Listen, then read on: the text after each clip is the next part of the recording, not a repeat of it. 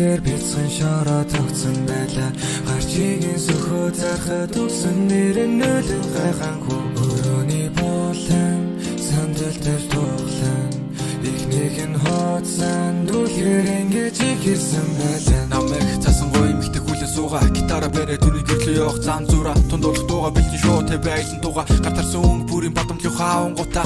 Дүүн дөхийг хүснэ гэхдээ миний өөх цэцэг. Сасан нүрэх болон өнгө мутайдсан бэгцэг. Өдуулан язгууртнаас мэндэлсэн баян хүү. Хүлэгмөр үнэ цэргээ дагуулантай хүү. Надад хүлэгмөр байхгүй жалах зориг байлаа. Цэжин гал түнд аймаа өөхөд бэлэн байлаа. Ус ойлж гатал ярин чулуу бэл буталж араатан цутаж байхад баян хүү сүг тэргэн тухалж. Очих газар уулын цаанд үрүүлээ тэрчигчээ. Хортныхын нүдээс харахад мигэн цэрэг ирчихчээ. Гаднаас нь харахад баян хүү ордон дотор байлаа. Дузар дахиад харахад актан дээр нь үсэж байлаа.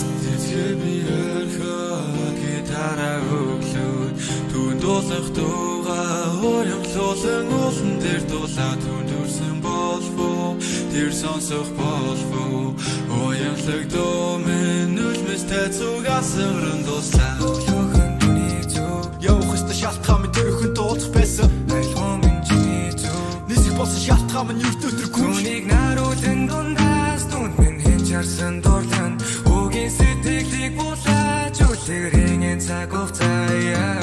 Өглөөхөн түний зүг явах ёстой хөгжин болоод айлгоо минь чиний зүг нисэх болсон түүнийг наруулан дундаас түнд минь хинч харсан дурлан үгийн сэтгэлийг булааж үлгэрийн цаг хугацаа.